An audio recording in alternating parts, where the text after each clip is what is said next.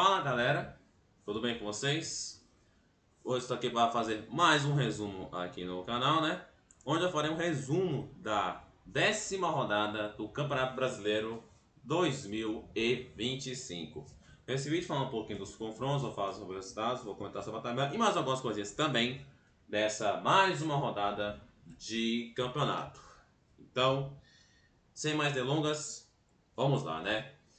Antes de começar esse resumo, eu gostaria de citar que, como vocês podem ver, eu abri nesse confronto entre Botafogo e Ceará, que está marcado para o dia 4 de junho, às 8 da noite. E aí vocês perguntam, Breno, por que você começou a abrir na tela um confronto que ainda vai acontecer, por sinal vai acontecer só mês que vem? Cara, porque em tese, esse seria o último jogo da rodada, dessa 10ª rodada. E é o último jogo, aliás, da 10ª rodada. Só que, por conta dos compromissos, por conta do compromisso de hoje que o Botafogo tem pela Libertadores contra a Universidade de Chile, acabou que esse jogo do Botafogo ele foi remanejado para depois, para esse dia 4 de junho. E por conta disso, esse confronto entre Botafogo e Ceará vai ficar fora do resumo, desse vídeo, desse resumo. E, cara, por que eu não espero esse jogo acontecer para fazer o resumo depois? Pelo simples fato de a 11ª rodada ela começar lá no dia 31 de maio.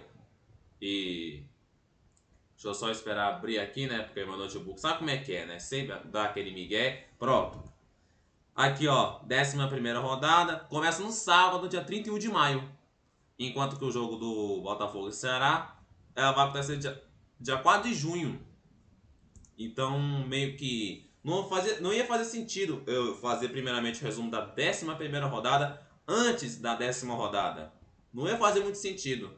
Então, por esse detalhe, era esse mesmo que eu queria falar com vocês. Ao invés de 10 jogos, como de costume, serão 9 jogos da rodada, onde o 10º jogo, em tese, que seria de Botafogo e Ceará, vai ficar de fora desse confronto, desse resumo, melhor dizendo, da rodada.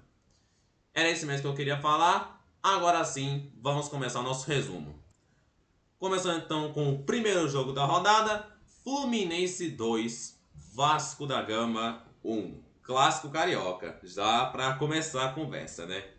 O Vasco sai na frente com o gol do João Vitor, inclusive, depois do gol do Vasco tivemos essa provocação aqui do Raia. Não dá pra ver direito porque a imagem é meio pequena, mas foi melhorzinho que eu achei. Tem até uma imagem grande aqui, mas não mostra direito. Olha aqui, ó. Onde eu tô apontando com o mouse. O Ryan provocando o Fluminense. Enfim, né? Futebol raiz respira. Mas acabou que o Fluminense virou o jogo com gol contra do Verratti, ainda no primeiro tempo. O Verratti é tão viciado em fazer gol que até gol contra ele faz. E vira no segundo tempo com um golaço do Guga no finalzinho, cara. Não, golaço do Guga, hein? O cara acertou um chutaço de longa distância. Golaço, golaço do Guga. E o Guga que também provocou o Vasco, mas eu não consegui achar uma imagem para mostrar a provocação do Guga. Acabou que vai ficar só na fala mesmo. Mas, assim que o jogo terminou, né? Não consegui colocar a provocação do Guga, mas eu consigo colocar a provocação do Fluminense em cima do Vasco. Que por sinal tá bem aqui, ó. Ó, não dá pra ver direito. Eita, nós. Difícil, viu? Aqui, ó. Não dá pra ver direito porque tá meio embaçado, mas o Fluminense escreveu boa noite 1, 2, 3, 4, 5 vezes em referência às 5 vezes que o Vasco jogou a Série B. Sim, o Vasco jogou 5 vezes a Série B. Ele caiu para a Série B 4 vezes, mas a última vez que caiu, em 2020, não subiu em 21. Ou seja, teve que jogar de novo a Série B em 22. Por isso que tem essa referência dos 5 Bs do Fluminense. Olha só, né? Um provocou o outro por dever uma Série C, o outro foi e replicou, falando, ó, tu jogou a Série B 5 vezes. Enfim, né? Futebol raiz respira, meus amigos. Mas, voltando a falar do resultado, com esse resultado, o Fluminense ele volta a vencer depois de 2 rodadas. O Vasco, por sua vez, que venceu o Fortaleza na rodada passada por 3-0, volta a ser derrotado no campeonato. Vamos lá então, próximo jogo da rodada. São Paulo 0, Mirassol 2. Olha o Mirassol aí, rapaz. Mirassol já bateu o Grêmio por 4-1, já bateu o Corinthians de virada, agora vence o São Paulo dentro do Morumbi. Rapaz, sem sombra de dúvidas, uma das grandes surpresas desse campeonato, hein? Olho nesse Mirassol. Mas, enfim, com o gol do Gabriel, aqui tá marcando gol contra do Ferrarese, mas tá errado. O gol foi do Gabriel, gol burro. E o Mirassol fez o segundo gol lá no finalzinho do jogo com o gol de pênalti do Reinaldo, que, como podemos ver aqui, comemorou o gol da comemoração tradicional dele, onde ele sai fazendo aquela graça, mas depois ele foi fazer uma rocha lá na bateria de São Paulo, mas depois ele foi lá e beijou a bateria de São Paulo, meio que provocando e ao mesmo tempo mostrando gratidão ao São Paulo. Reinaldo sendo Reinaldo, né? Reinaldo sendo Reinaldo. Mas enfim, com esse resultado, o São Paulo sofre sua primeira derrota jogando como mandante, sofre sua primeira derrota no Morumbi nesse campeonato. O Mirassol, por sua vez, conquista sua primeira vitória na história como visitante no campeonato. A primeira vitória como visitante, obviamente, também no campeonato. E segue surpreendendo, pontuando e pontuando, tá? Pontuando. O Mirassol tá indo. Assim, o Mirassol tá indo. Uma permanência na elite do futebol brasileiro. Vamos lá então, próximo jogo da rodada. Atlético Mineiro 0, Corinthians também 0. Último jogo de sábado, uma coisa que eu esqueci de falar no jogo Fluminense e Vasco. Começando então com os jogos de sábado, esse jogo Atlético Mineiro e Corinthians foi o último jogo de sábado. Antes de falar do resultado, eu gostaria de mencionar que eu não fiz pós-jogo desse confronto, porque eu não consegui ver o jogo no dia do jogo eu estava fora de casa, não estava em casa no momento, e acabou que eu não consegui assistir o jogo. Acabou que eu não tive tempo e não consegui assistir o confronto. Mas falando do resultado, né? Falando de alguns momentos que aconteceram no jogo, o Galo com esse resultado chega ao seu sexto jogo seguido sem derrota, mas chega ao segundo empate seguido. O Galo na rodada passada empatou o clássico contra o Cruzeiro, agora empata com o Corinthians. O Corinthians, por sua vez, chega ao seu segundo jogo seguido sem perder no campeonato, mas ainda segue sem vencer como visitante. E mais uma coisinha, hein? Corinthians, 4 jogos seguidos sem tomar gol, hein? Rapaz, 4 jogos seguidos sem tomar gol. Será mesmo que o Dorival tá aos poucos ajeitando essa defesa? Aos poucos essa defesa do Corinthians vai parando de ser uma peneira, vai parando de ser uma meba? Ou será que isso é uma mera ilusão? É o que veremos, né? Veremos com o passar do tempo. Mas, enfim, né? Enfim. E é claro, nesse jogo nós tivemos a nossa queridíssima polêmica de arbitragem. Primeiro confronto envolvendo polêmica de arbitragem. Qual foi a polêmica da vez? Ou melhor, as polêmicas da vez. 2 lances de falta não marcados, ambas para expulsão, envolvendo o time do Atlético. O primeiro lance não foi esse. Pera aí. Foi mal, galera. Coloquei o lance errado na tela. Mas, enfim.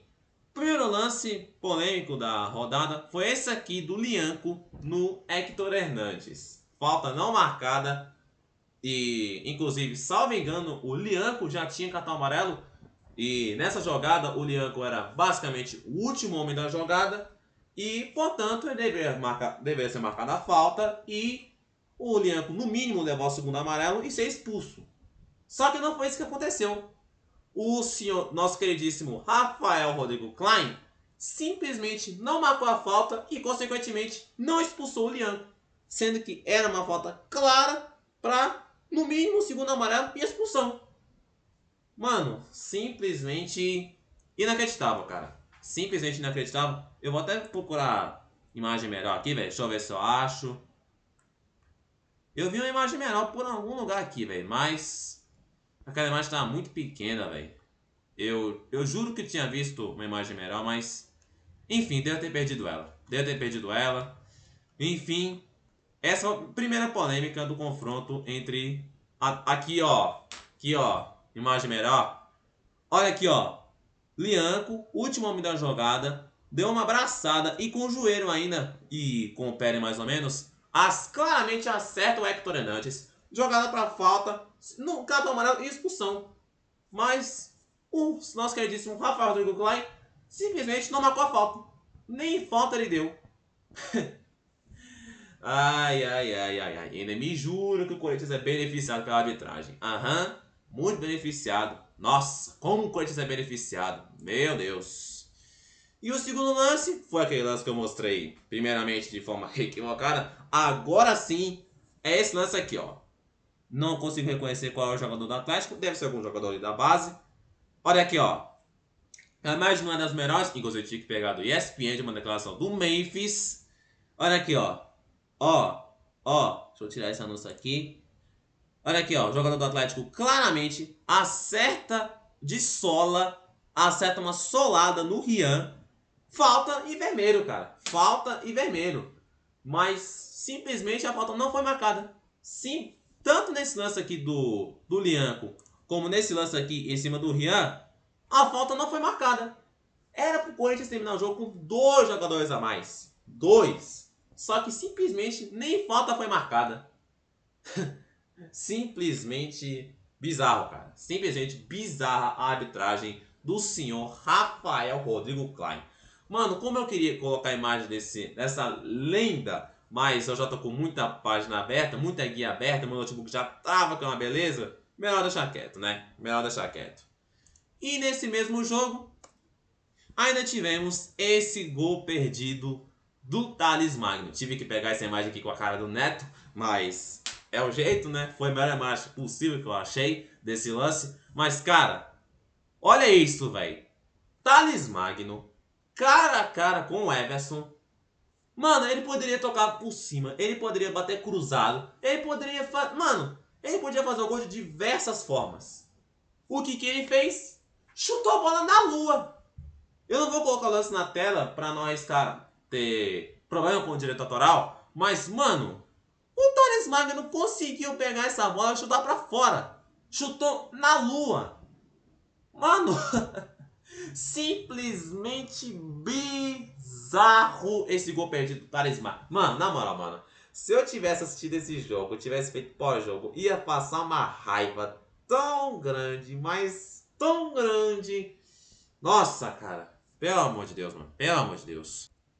E uma coisa que eu não poderia deixar de citar, essa defesaça do nosso queridíssimo Hugo Souza, melhor goleiro do Brasil. Pode me chamar de clubista, fique à vontade.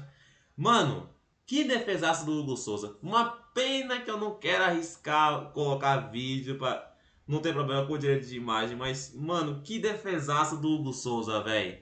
Mano, o Hugo Souza teve um reflexo simplesmente inacreditável, cara. Mano, o cara, olha só, olha a distância entre ele e o Rony. O Rony chutou razoavelmente forte. Forte não, né? Chutou suficiente pra... Era gol, cara. Se fosse qualquer outro goleiro, ia ser gol. Ia ser gol. Só que o Hugo Souza simplesmente encaixou essa bola como se não fosse nada. Uma jogada onde claramente era pra ser gol. O Hugo Souza faz uma defesa, ó, como se não fosse nada. Num reflexo assim, incrível, cara. Mano, que isso, velho. Que defesaça, mano. Que defesaça do Hugo Souza, mano. Na moral, mano. Eu não podia deixar de citar, velho. Não podia, em hipótese alguma, deixar de citar essa defesa do Hugo Souza, cara. Não à toa foi colocado pra seleção, né? Não à toa foi colocado. Talvez eu faça um vídeo em relação ao Ancelotti, em relação à convocação que ele fez. Talvez. Mas, enfim, aqui eu finalizo o confronto entre Atlético e Corinthians. E aqui também eu finalizo os jogos de sábado. Vamos agora para os jogos de domingo. Começando então com Grêmio 1, Bahia 0. Com o gol de pênalti do Bright White. Pênalti esse que eu vou falar. Calma aí. O Grêmio volta a vencer depois de 2 rodadas. O Bahia, por sua vez, sofre sua segunda derrota seguida como visitante. Ele que há 2 rodadas atrás perdeu o Flamengo no Maracanã, agora perde para o Grêmio na Arena do Grêmio. E, como eu havia prometido há cerca de menos de um minuto atrás, vamos lá então, né? Falei aqui do resultado, o Grêmio venceu o Bahia, o Grêmio voltou a vencer depois de 2 rodadas, Bahia só sua segunda derrota seguida, jogando fora de casa. Vamos lá então, né? Falar então desse lance simplesmente inacreditável. Esse lance aqui simplesmente bizarro, que foi o pênalti marcado a favor do Grêmio. Mano, na moral, mano. Mano, o que o Bruno Arleu de Araújo, que por sinal aparece bem aqui, ó. Olha o rostinho da lenda chamada Bruno Arleu de Araújo, que marcou esse pênalti totalmente inexistente, cara. Pênaltizinho, mano. Se isso aqui é pênalti, velho, eu sou uma geladeira Brastemp, cara. Mano, que pênalti bizarro, cara. Que pênalti ridículo que o Bruno Arleu marcou, cara. Que isso, cara? Mano, na moral, mano. Tem muita coisa que eu queria colocar em vídeo pra vocês verem, mas, cara, eu não quero arriscar, velho. Eu não quero arriscar. Mas, mano, olha isso, cara. O Marcos Felipe nem encostou no Bright White pra começo de conversa, cara. Nem encostou no Bright White. Como é que isso aí é pênalti, cara? Mano, simplesmente bizarro esse pênalti marcado pro Grêmio, cara. Mano, simplesmente bizarro, cara. Bizarro, bizarro, bizarro. Pode ter sido uma compensação pelo fato do Grêmio nos últimos jogos ter sido muito prejudicado, e tem mesmo, pela arbitragem. Na quarta-feira mesmo, jogo na Copa do Brasil contra o CSA, o Grêmio claramente foi prejudicado. Foi prejudicado, para não dizer outra coisa, pela arbitragem, onde o Matheus Candansan simplesmente não dá um gol claro para o Grêmio, com a justificativa de que o Kahneman teria feito uma falta, sendo que, na verdade, quem derrubou o jogador do CSA tinha sido o próprio jogador do CSA, o próprio companheiro de time, mas, enfim, não vem ao caso, estamos falando do Brasileirão, a Copa do Brasil já foi, terceira fase da Copa do Brasil já foi. Mano, é claro que, além desse lance contra o CSA, tiveram outros momentos em que o Grêmio foi prejudicado pela arbitragem, contra o Santos mesmo ganhando o jogo. Tiveram outros momentos ali que o Grêmio foi prejudicado. Ok, beleza. Pode ter sido uma compensação, levando em consideração de o Grêmio já foi prejudicado outras vezes, o Candansan no meio da semana já fez besteira. Acho que eu vou marcar esse pênalti, velho. Porque senão vai sobrar pra mim depois. O Grêmio já me impressionando pelo fato de ser prejudicado pela arbitragem, e tem mesmo, tá? É melhor marcar esse pênalti. Só pode ser isso, cara, que o Bruno Arleu pensou. Pra marcar esse pênalti bizonho para o Grêmio, cara. Simplesmente bizarro, cara. Simplesmente um dos pênaltis mais bizarros até aqui no ano de 2025, cara. Simplesmente bizarro. Bizarro esse pênalti marcado para o Grêmio. Mas, enfim, vamos lá então pro próximo jogo da rodada. Vamos lá então para, talvez para muitos, o jogo do campeonato. Palmeiras 0, Flamengo 2. Como eu já antecipei, o jogo da rodada e talvez do campeonato. Pelo menos por enquanto. Por enquanto. Eu assisti esse jogo, Palmeiras e Flamengo, e, cara, foi um jogo bom, cara. Jogo bom, jogo digno entre líder e vice-líder do campeonato. Com esse resultado, o Palmeiras volta a ser derrotado depois de somar três vitórias em sequência nas últimas 3 rodadas. O Flamengo, por sua vez, chega ao seu terceiro jogo sem derrota e, com esse resultado contra o líder fora de casa, se aproxima da liderança do campeonato. O Palmeiras tinha a chance de abrir 7 pontos de vantagem, agora a distância é de apenas 1 ponto para o Flamengo. O Flamengo, por sua vez, poderia estar a 7 pontos de desvantagem, mas agora fica a 1 ponto de distância da liderança do campeonato. E mais uma vez, pelo terceiro jogo seguido, temos polêmica envolvendo a arbitragem. Não dá, cara. A arbitragem do futebol brasileiro é simplesmente... Mano, enfim, né? Vamos falar dos lances, né? Nesse jogo entre Palmeiras e Flamengo, nós tivemos um pênalti marcado para ambos os lados. Um pênalti para o Palmeiras, um pênalti para o Flamengo. O pênalti marcado para o Flamengo, aqui não dá para ver direito, mas aqui dá para ver, então esquece essa imagem aqui, venha para cá. Tivemos esse pênalti marcado aqui a favor do Flamengo, do Palmeiras, perdão. Uma jogada, foi logo no começo do jogo, com 6, 7 minutos, aí mais ou menos. Bola cruzada do Piquerez na grande área. O Varela acabou colocando o braço na bola. E o árbitro de campo, o Ramon Abate-Abel, marcou o pênalti para o Palmeiras. Cara, a polêmica em relação a esse lance não foi necessariamente o toque do braço do Varela. Até porque foi braço na bola do Varela. O Varela toca a bola com o braço numa infração, cara. A questão em relação a esse lance é se o contato, se esse toque na mão, se esse toque na bola com o braço do Varela, se ele foi dentro ou fora da área. Inicialmente, a interpretação de campo do Ramon Abate-Abel foi pênalti. Ele marca o pênalti ali mesmo no campo. O VAR chamou para ele revisar o lance, de repente para corrigir de repente anular o pênalti, mas acabou que mesmo com a revisão no monitor, o Ramon Abate-Abel marcou o pênalti, manteve essa decisão de campo de marcar o pênalti para o Palmeiras. E cara, é um lance difícil, cara. É um lance bem difícil. É um lance bem duvidoso. Não pelo toque no braço, tá? Até porque foi mão na bola do Varela. A questão é se foi dentro ou fora da área, cara.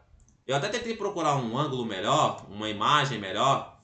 Mas, cara, Mano, Mano, aqui ó, uma imagem razoável. Vai ficar bem pequeno. Não, dá pra ver sim. Aqui ó, um ângulo melhor. A grande questão, cara, é um lance difícil, cara. É um lance bem difícil, bem duvidoso. Foi mão na bola, mas a questão é se foi dentro ou fora da área. É um lance difícil, cara. É um lance bem difícil. E, cara, uma coisa que eu gostaria de citar aqui, velho. Eu não consegui achar a imagem, mas, cara, eu tava vendo o jogo ao vivo. Eu vendo o jogo ao vivo.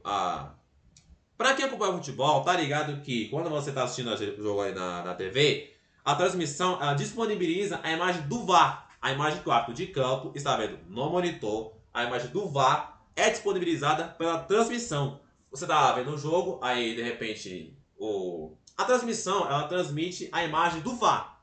A imagem que está sendo analisada no VAR, na cabine. Mano, a imagem que usaram para analisar esse lance do pênalti foi simplesmente bizarra.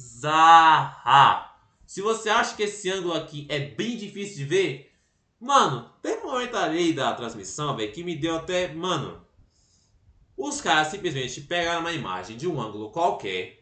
Vou até pegar aqui mais ou menos qual foi o ângulo. Não dá pra ver a imagem concreta da forma que foi, mas eu vou pegar aqui um ângulo. Deixa eu ver se eu acho. Aqui, ó. Foi desse ângulo aqui. Os caras simplesmente pegaram essa imagem qualquer, de um ângulo qualquer, foram dar um zoom, dando um zoom para enxergar o lance. A resolução foi diminuindo, a imagem ficou embaçada. Mano do céu, cara. Que coisa horrorosa, cara. Não, na moral, mano.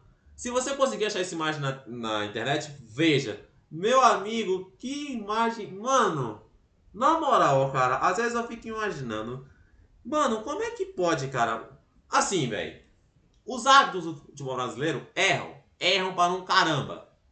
Mas, mano, às vezes o cara tem que se virar com uma imagem assim, mano. Às vezes eu fico pensando também as imagens que o árbitro recebe no monitor pra fazer a revisão do lance. É simplesmente... É uma mais bizarra que a outra. É ângulo mal colocado. É imagem com uma resolução extremamente baixa. Mano, simplesmente bizarro o que acontece com a arbitragem brasileira, velho. Seja no árbitro de campo, seja com o VAR. Meu amigo, simplesmente bizarro, cara. Sim, enquanto você vê jogos na Europa é uma resolução de qualidade. Tem até impedimento semiautomático, que por sinal foi prometido para esse campeonato, mas não foi cumprido porque, segundo a CBF, não temos dinheiro para fazer tal investimento, impedimento semiautomático. Eu ia falar um negócio aqui, mas deixa quieto, né? Deixa quieto, melhor deixar, melhor me abster, né? Melhor me abster. Mas, enfim, era essa ressalva que eu queria falar.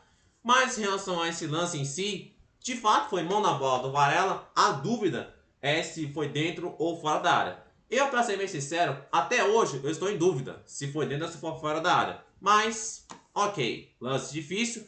Acabou que não adiantou, porque o Piquerez foi para a cobrança do pênalti, o Rossi acabou fazendo a defesa. Mas ainda assim, vale ressaltar o pênalti duvidoso, eu não diria mandrake, eu diria duvidoso para o Palmeiras. E o segundo lance foi o pênalti marcado para o Flamengo já no segundo tempo, quando o jogo ainda estava 0 a 0. É marcado o pênalti que originou o primeiro gol do Flamengo. O lance em questão foi esse aqui, ó. Uma jogada de ataque ali com o Arrascaeta. O Arrascaeta recebe o passe, entra na área, foi tentar passar pelo Murilo. Acontece que o Murilo, ele veio com esse braço aqui, ó. O Arrascaeta, sentindo que o Murilo veio com o braço em cima dele, ele cai no chão e o Ramon Bachabel marca pênalti para o Flamengo. Pênalti esse que acabou originando o primeiro gol do Flamengo. O gol do Arrascaeta. Os gols do Flamengo foram de Arrascaeta e Ayrton Lucas lá no final do jogo. Mas, enfim, fala então desse lance. Outro lance bem duvidoso, cara. É outro lance bem duvidoso, porque assim, cara, o Murilo vem com o braço em cima do Arrascaeta? Vem. Mas, cara, será que esse braço do Murilo teve impacto suficiente para derrubar o Arrascaeta? Essa que é a questão, cara. Porque assim, cara, o pênalti para ser marcado não deve ser considerado apenas o contato.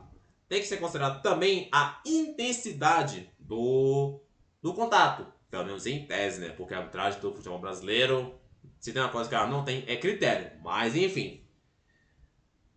Em relação a esse lance, a dúvida é essa, cara. A dúvida não é nem o braço do Murilo. A questão é o impacto. Se teve impacto suficiente ou não para derrubar o Arrascaeta. E é um lance bem duvidoso, cara. Assim como o pênalti marcado para o Palmeiras, esse pênalti marcado para o Flamengo também foi um pênalti bem duvidoso. Eu vi gente falando que foi mandrake, eu vi gente falando que o Palmeiras foi garfado.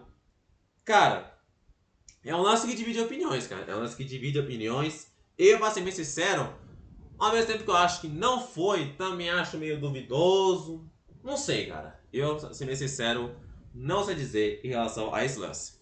Mas enfim, o pênalti foi marcado, a Arrascaeta cobrou e converteu. No finalzinho do jogo, o Ayrton Lucas, que por sinal aparece bem aqui, faz o gol que sacramenta a vitória do Flamengo. Vitória que faz o Flamengo voltar a se aproximar da liderança do campeonato. Vamos lá então, próximo jogo da rodada.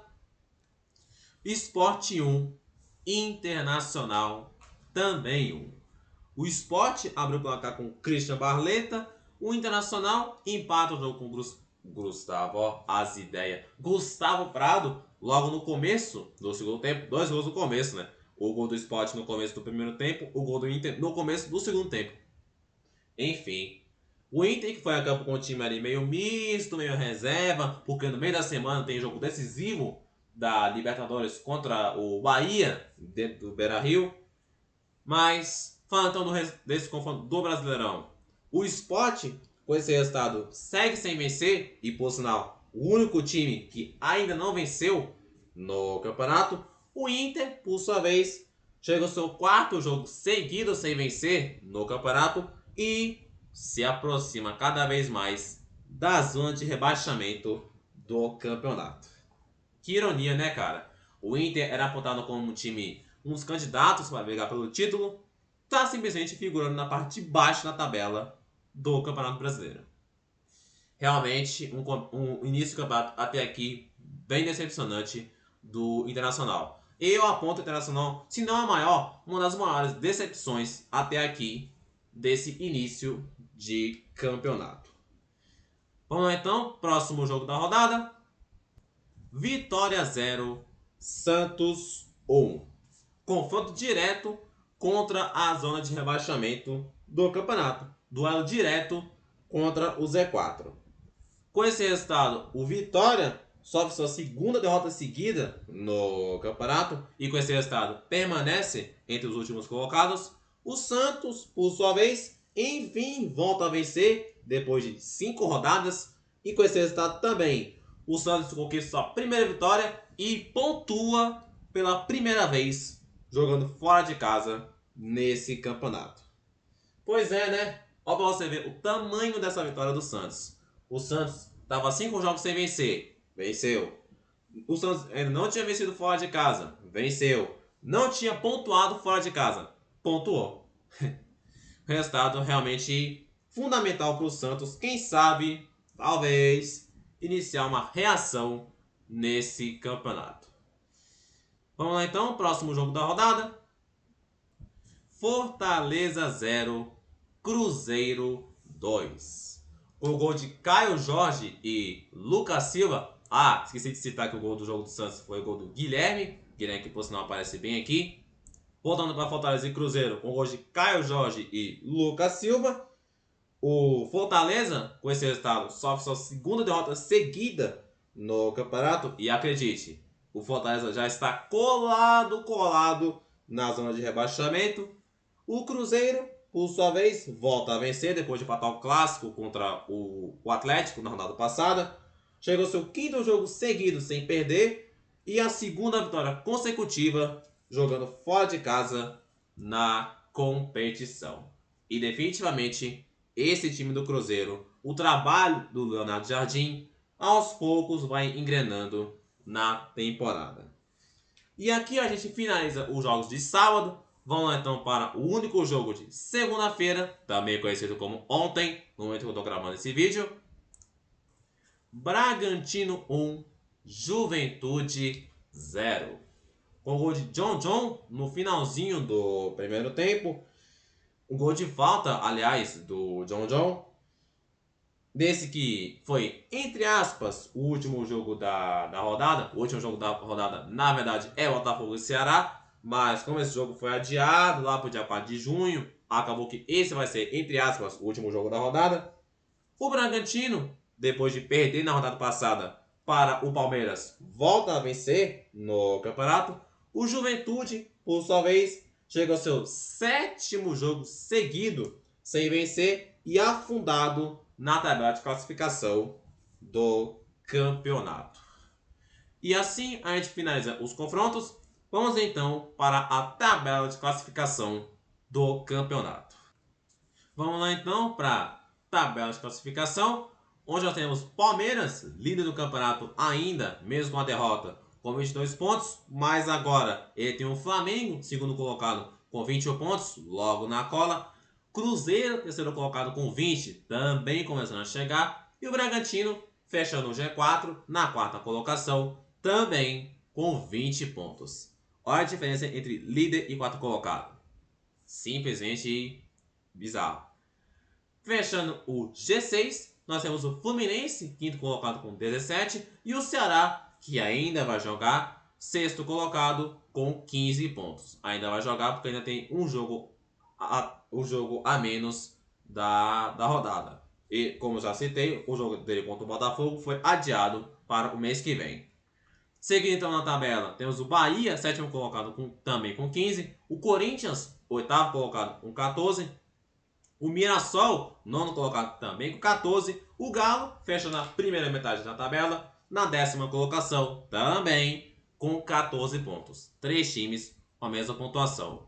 Indo agora para a segunda parte, a segunda metade da tabela, Botafogo 11º com 12, o Grêmio 12º também com 12, o São Paulo 13º também com 12, o Internacional 14º com 11, o Vasco 15º com 10 e o Fortaleza, o primeiro time fora da zona de rebaixamento, 16º colocado com 10 pontos. Na zona de rebaixamento, temos o Vitória, 17º com 9, o Santos em 18º, o Juventude em 19º, ambos com 8 pontos. Santos, enfim, sai da penúltima colocação pelo critério do saldo de gols. E o Sport, 20º e último colocado, lanterna do campeonato, com apenas 3 pontos na tabela e 0 vitórias em 10 rodadas. Enfim, esse foi então o resumo. Espero que você tenha gostado. Se gostou, deixe seu like, se inscreva no canal, ative o sininho de notificação para não perder nenhum vídeo. Compartilhe para a galera que consome o conteúdo. Forte abraço, fique com Deus. Tamo junto, é nóis!